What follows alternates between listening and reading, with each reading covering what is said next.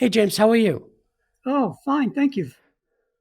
Well, I'm glad we're able to connect today. Welcome to the Ozark Mountain Publishing Author Series. And today I would like to talk to you about your book, Little Steps.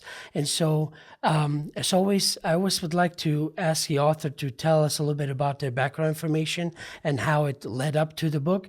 And then we'll talk about your book afterwards. Okay.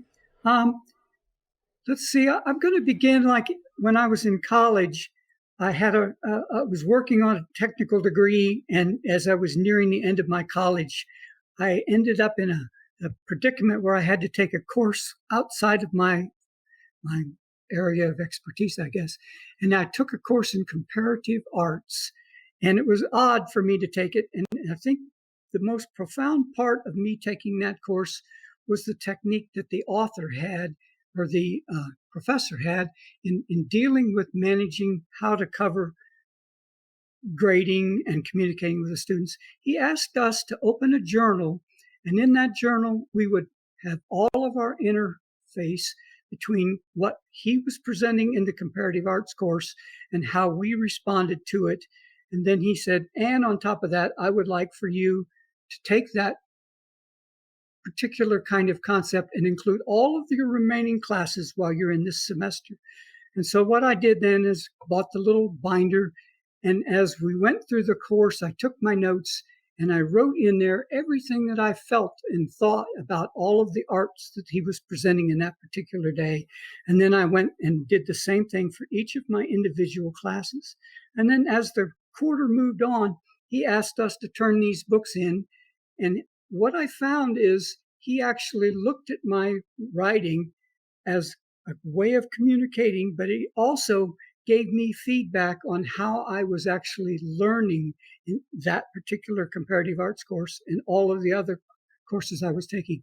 And what I took from that experience was I really love writing. I love writing a journal. I like keeping a journal. And the fact that I would have someone look at it and give me some feedback was it. So that was probably the incentive for me to begin a lifestyle of writing. Now, it was always a personal journal. After that, it was always meant to be something that I kept and used as my own. From that point on, my life, actually, I graduated. I ended up coming out of class and I got a wonderful job offer. And this was in 1970. And my life took quite a change because immediately after I got my degree and went to my job, I received a call from my local draft board who invited me to join the United States Army. I was then shipped off to training, basic training in Fort Knox, and then finally I was trained in infantry at Fort Polk, Louisiana, and shipped to the country of Vietnam and spent a great deal of my time in Vietnam, actually in a air base doing security guard work and doing things of that nature. But it was also a very transformative part of my growing up and my maturing. I mean, I'd gone from a person with a good job and a good degree to being a regular Army guy in Vietnam. And in Vietnam in 1970, 71, and into 72 was an incredibly traumatic experience for me, which caused me to have relationships change, have all kinds of changes in my personality.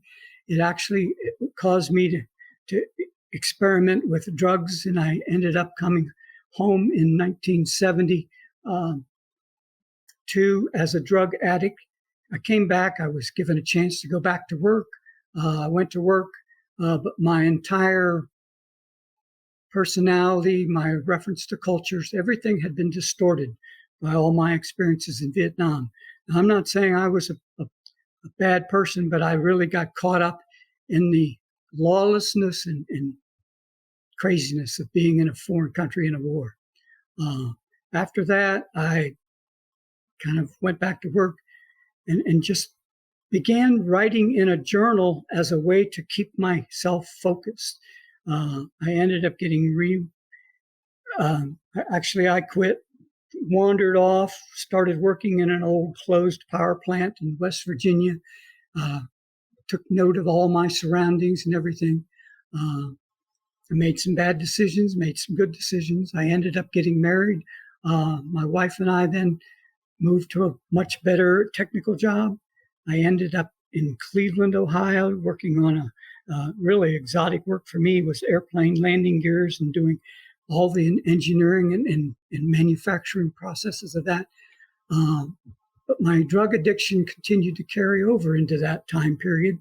And then I just couldn't cope with being around that many people. So my wife and I bought a camping trailer and a pickup truck and quit everything. And we traveled throughout all of the United States along the southern borders, exploring the United States, me actually trying to run away from who I was and who that veteran was coming home from Vietnam. And eventually we settled in, of all places, a little community called Hawkeye, Arkansas, just south of Fayetteville. And in doing so, we lived on a acreage. We developed a kind of a lifestyle. I ended up going back to work after we ran out of money, and I became an engineer again in a factory. And as a result of all that, my wife and I having some struggles, we ended up having a baby. Now I look back and see it was kind of one of those rescue your marriage babies. My son, Andrew, came into my life. And as soon as he was about to be born, I turned myself into a treatment center, cleaned my act up, became free of drugs. And at the same time, I was keeping a journal. Everything was going along pretty good. And then, as oftentimes happens, the relationship didn't last. I ended back on my own and just sitting around trying to figure out who I am, what I'm doing. I had a lot of wonderful time. I ended up fully with custody of my son. And one day in the writing of my journal, I probably had what I thought would be an epiphany moment. I was sitting there and I had a current girlfriend who was going to come visit me and break up with me.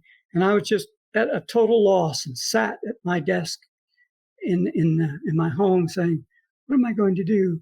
And a voice started to speaking to me, and it described an exquisite story of how I could acknowledge what my experiences were and how my relationship with love and my relationship with this woman and all could be dealt with in a way where I opened up a heart and shared who I was. And that one breakthrough transformed my journal writing into a consistent process of me having an ongoing conversation. It actually took several years for it to really develop into an everyday habit, an everyday experience, and a relationship that I had with spirit, as we would now call it. And then it happened to be in 2009. My son had graduated from college, moved off, and I decided I would follow up on an interesting. I've been introduced to an actual writer who had actually had divined a book using conversations. I won't say who it was, but it's a very well-known author whose use of conversation in his book inspired me to sit back, and I decided I'd really like to maybe consider at some time using this as information. But for me, it was kind of a validation of what was going on in my life, that the conversations that I was having, which were personal and intimate and very involved in trying to continuously guide me forward. And then after I had gone off and came back from this conference where I had met this person, 2 days later, I was confronted by being woken up at night by a Madison County Sheriff's deputy showing up at our house, informing me that my beloved, beautiful son had committed suicide. And I lost it. It took me probably 2-3 days of shock before I began to rewrite again. But then from that point onward, everything that I did was in a communication type mode, primarily with trying to understand what had happened, how could it happen, I mean, I'd had long conversations with my parents and how they parented me, and they had lots of conversations with friends. I even had conversations with other people who had passed on, and they just came into my consciousness and we talked. But I really struggled to have any understanding of how to deal with what had happened when my son committed suicide. And so what began then as a communication of just my own spiritual awakening became an understanding of how to cope with this traumatic experience. And one of the first lessons that I learned was, and it probably saved me more than anything, was I was told that I really would not know why my son made that choice until I could learn how to know without judgment. So after that, the work that I did, the conversations I went, all of the stages of the process of dealing with surviving suicide, working with other groups with survivor of suicide people sharing, became an ongoing program for me to discover what is it that is possible for me to acknowledge this traumatic event and see it in a way without judgment. And that really drove me into my writing and into my writing. And at one point then after that, I reconnected with a New Age community in the nearby town of Fayetteville, Arkansas. And I really began participating more and sharing more. I began to have more connections that were basically like coming out of my shell, letting people see who I was, but at the same time, opening up to expressing myself using poetry, guided meditations. After participating in that, while a friend of mine who happened to have been a person who was an editor said, you really have a lot of experiences. Why don't you consider maybe making a book out of your experiences? And I thought, I don't know. That's pretty intimate. I've never shared my book with anyone. I've only shared excerpts and little images. And so with her convincing me, I actually found a person who would help me. And what I did is I began a process at that time of transcribing, which would seem to be easy, but it was transcribing my journal onto a computer and making an electronic copy of it. And honestly, it took me almost 2.5 years for me to do that. And the main reason was because I struggled to not relive every experience every time I rewrote it. But I soldiered on. I worked with people. I shared some of my writings in a writing group that were focused around writing life stories and histories. And then I reached one day when I had finally acquired enough confidence that I had put together a manuscript capable of submitting. And I sat there and I was one day away from dropping my manuscript into the Ozark Mountain Publishing mailbox, or to send it into the mail. And I had a kind of one of those moments where the voices said, why don't you stop and read your book? And I said, oh, that's ridiculous. I've read it hundreds of times going through this. And they said, no, I think it's time you read your book. And so for the first time, I sat there and I thought, well, if I'm going to submit this to Ozark Mountain Publishing, I might as well see what they're going to see when they open this package up. And I sat, and in about an hour and a half, I just read my book. And after having done so, the oddest thing happened is I actually recognized that I loved that man who put his heart and soul into trying to survive that particularly difficult time, and to then take the courage to share that and all of the wonderful, growing, expanding sharings that came afterwards as I began to come back out of my shell and begin to participate by sharing this book with others. And then the book got published. So here I am. James, that's amazing. I mean, I'm sorry you had to go through all that process, but I guess, like we always know all these difficult things. Just it's almost like the human rite of passage that unless you suffer, you're not growing. Yeah. Yeah. In fact, it was the suffering alone that was probably the most traumatizing.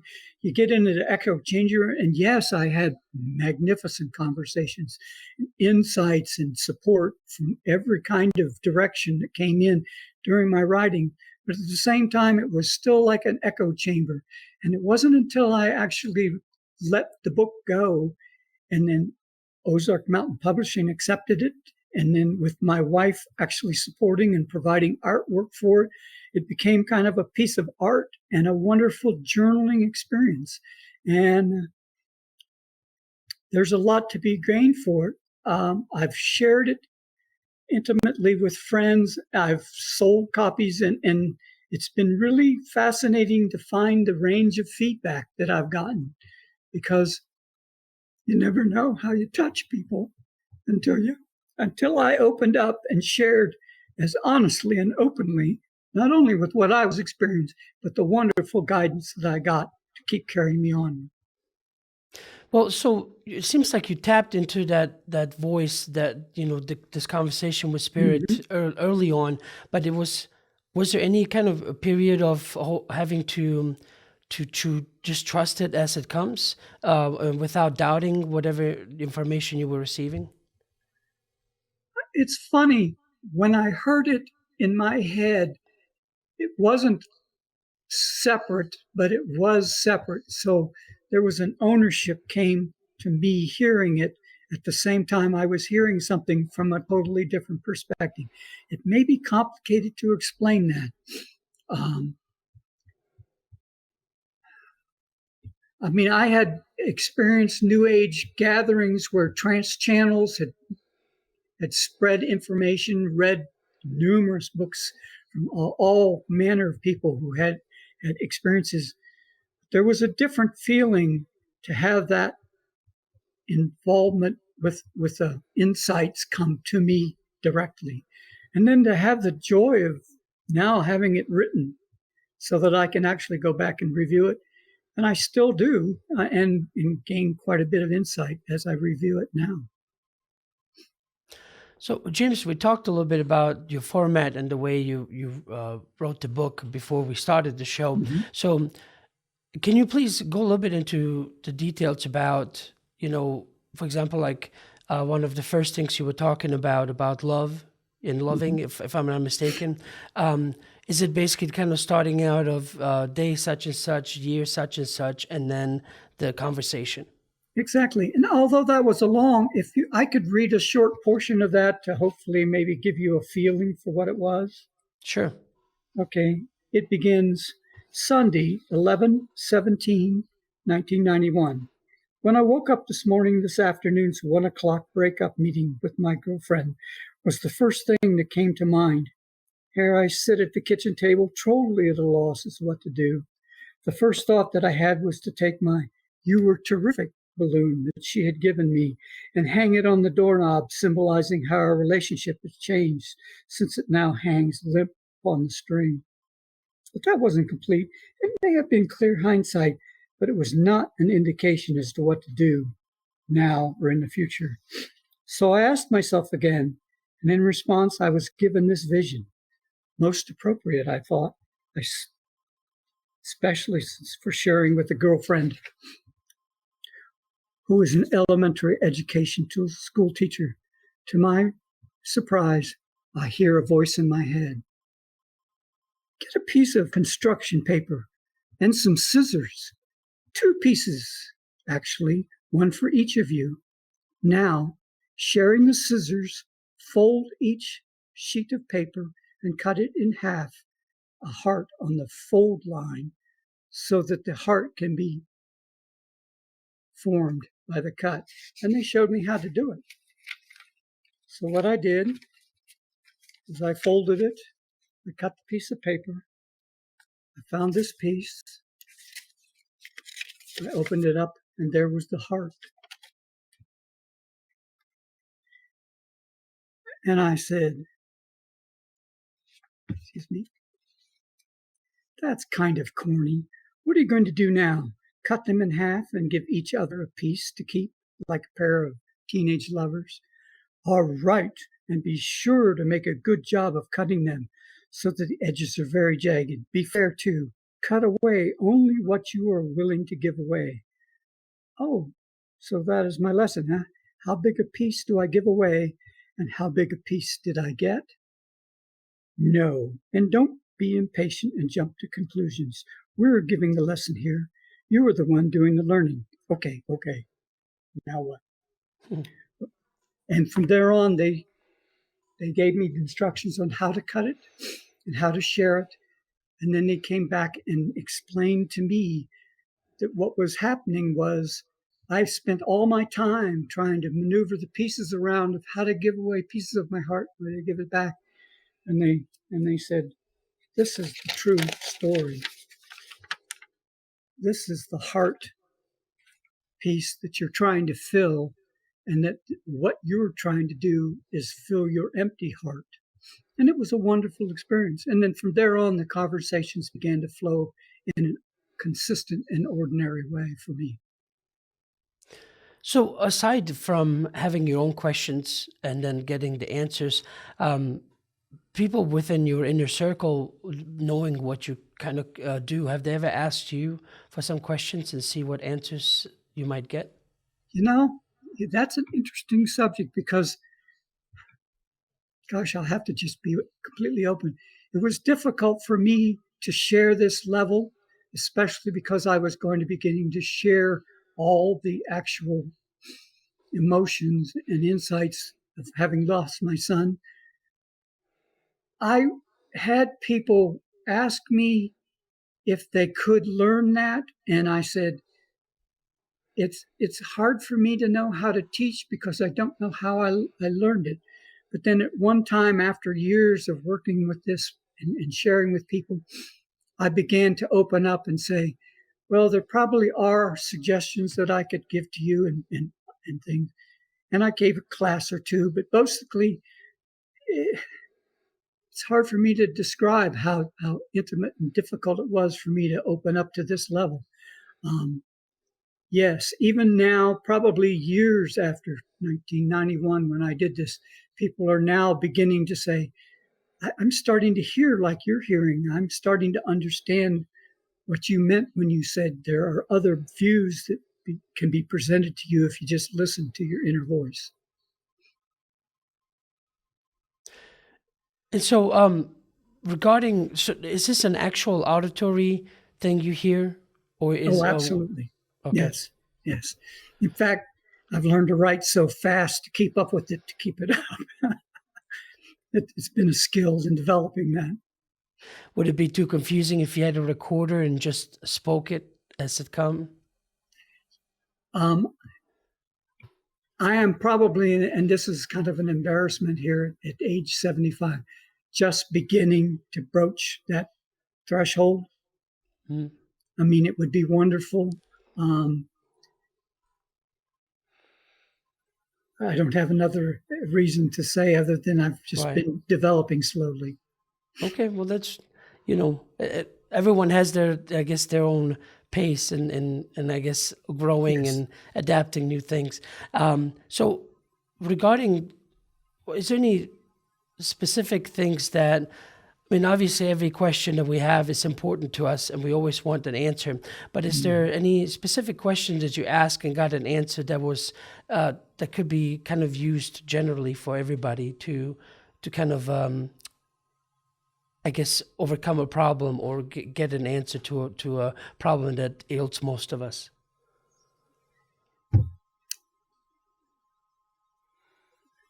It's difficult to kind of pinpoint. The image that I'm having coming up is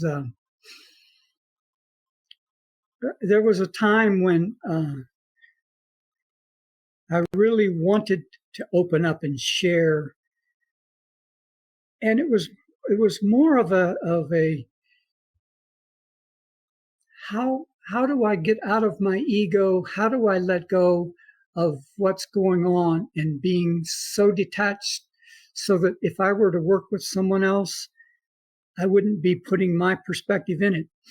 And The reason I'm coming to that is because I had a lot of discussions back and forth with all the voices that I had. Is one thing that was completely denied to me is why my son chose to do that, to make that decision. Mm-hmm. And I kept saying, how can I don't know, how could I do that? And so there was a challenge put on me. It says, you will know exactly how that unfolded once you've reached a point where you can see his choice without any judgment. And I thought, I don't know how to do that. And really, it was years in the developing. And so, if getting back to your question, have I asked people to learn this technique or share this technique? No, it was basically asking about any of the questions that you'd had before. Was there some question that kind of most of us always struggle with, that you got an answer that could benefit everyone else hearing it? Well, then that's, I guess, why I'm kind of tying it in. It may not be logical, but having to recognize that I had to get out of my ego and out of my own life and my own issues, then I could begin to open up to giving other people insights into what their questions are.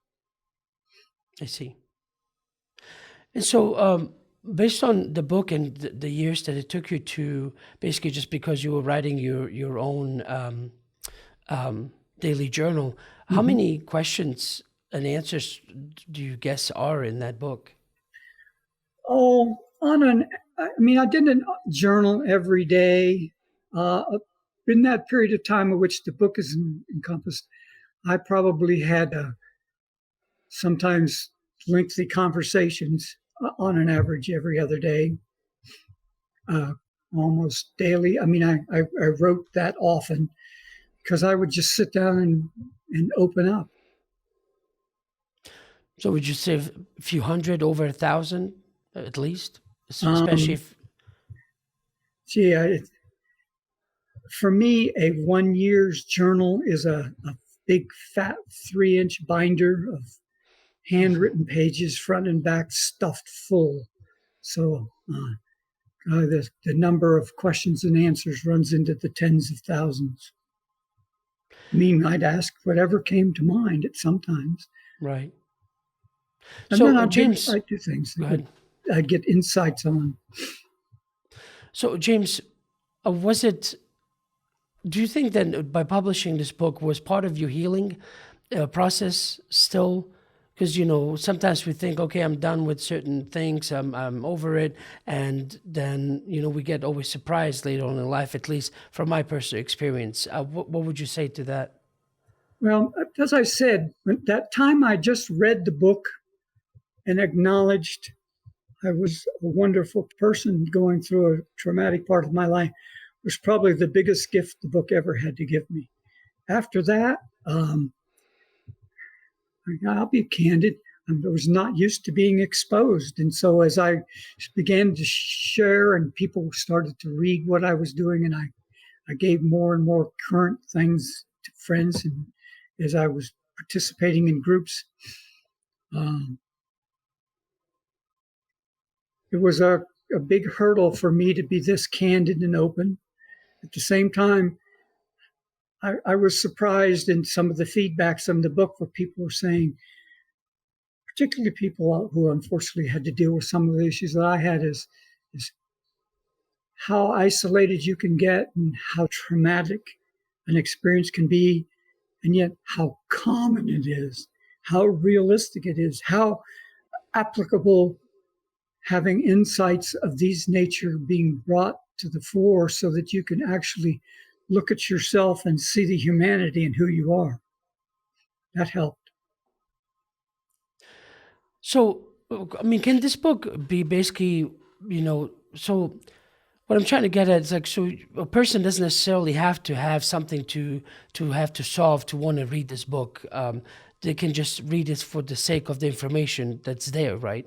What was happening is I was also going through a stage of awakening to what was called the New Age movement. So I would read a book by a particular author, and then I would sit down and when I would try to grasp how that author's teachings, how that author's individual sharing applied to my life. And so once the book became more than a surviving of a suicidal nature, it really became an empowering book of understanding how all the people who teach, all the leaders that show these books at fairs and Ozark Mountain Publishing, how their work can be integrated in my life. And I used a lot of the techniques. I was shameless. If they had some suggestions, I'd try them and take ownership. But I always used the writing to stay true to who am I and how is this working? And how can someone gain from this kind of introspection and honesty? Yeah, it's especially the New Age movement, as you call it. Um, I've noticed. I guess it's moving further south, if that makes sense, because I'm originally when I first came to the United States, we went to St. Louis, Missouri, and I lived there for the longest time, and so it just seems like that. I guess people are waking up more and more to just this different way of thinking, not necessarily having to judge what's existing, but just understanding that there is more than just the rigid structures that are already in our society. Yes, yes, that's true. And the combination of reading other people's works and integrating it, and then at the same time exploring my own path. One of the leading kind of hints they gave, he said that I came into this life to be an explorer, to look in every blind canyon, to try to find what makes awakening happen, what causes people to come to an understanding of their relationship with the spirit or with their family or with whatever they're doing, their lives. It really just opened up that way. Your conversations, is it always with one spirit or is it with several, depending on what the subject is? Oh my gosh. It has been probably a whole widespread spread. For a long time, like I read a lot of Native American books and their living them. And the next day I might start writing and a Native American woman would come in and just treat me like I was her papoose, I guess, and just teach me through her dialogue and her perspective. And that would fade away. And then I'd be sitting there, and another day, a completely different kind of persona, perspective would come in. Um, you know, most of the time I was left not really knowing who I was hearing and being totally dependent on determining what they said was more important than who they came as or who they were named as or who they were. So it really was a way for me to really take ownership of my own development. So, James, I actually, while you were talking about these different personas and whatnot, what about accents? Were there different accents as well, or is it just always the same coming to you? Um, it it was. I mean, I didn't try to hear. Oh gosh, I've heard for so many. Like a long time, I followed the teachings of Paramahansa Yogananda and read all of his books and things. And one day I was surprised. He just started talking to me, and yeah, it was a surprise. Why? I mean, I never really heard his voice. I just kind of knew from his writings, but then I knew who he was. So if there's in a way of saying accents, yes. I mean, sometimes my journeys into this conversations would be as crazy as I would be at a meditation group, and the lady would say to me, she said, Ganesh, he's a really good person, good deity. Have you ever heard of him? And I go, no, I haven't got a clue. And she says, well, he's this being with this kind of nose and looks like an elephant. And so I said, well, that's interesting. And then I go home and all of a sudden I'd have a complete interaction with Ganesh. So, but then I would say, okay, what does this mean? And basically the teaching at the time is everyone has this option. Everyone has this ability to connect and have insights. I just happened to choose a whole string of wonderful teachers who popped in my head. And yes, the obvious question is going to be, how could I share this? Well, first off, I'm sharing it as an example. I mean, look at all the people who you've listened and heard from other readings. They got insights. They became knowledgeable. They learned. This was just my particular path. It's been a journey. So, James, in conclusion, is there anything else regarding your book that you would like to leave us with? Well, I wish you wouldn't prejudge it, is what I'd ask. I mean, particularly in the first part, it was a hard time. I used a lot of language and I went through an awful lot of emotions in paper. If you can get past that and see, I was really seeking peace, then I would appreciate you have that insight and follow with me. My journey is so common, and yet it's unique in the fact that I've had so much support throughout this entire journey. Well, James, thank you very much for sharing your stories and explain, giving us all the different explanations. And I hope that someone out there, was kind of in a similar boat, not necessarily experience-wise, but talking about, having a deeper inner guidance to I guess have the courage and to just listen to it and see what comes about. But yeah, of course, I'm going to have all the links in the description below this video where people can get your book and some of your contact information. Well, not contact, but social media. And Okay. yeah, thank you very much again for doing this, and I hope we can do this again sometime. Thank you very much for being part of my process. All right. Well, thanks, James. Well, you take care, and we'll talk again. Good day.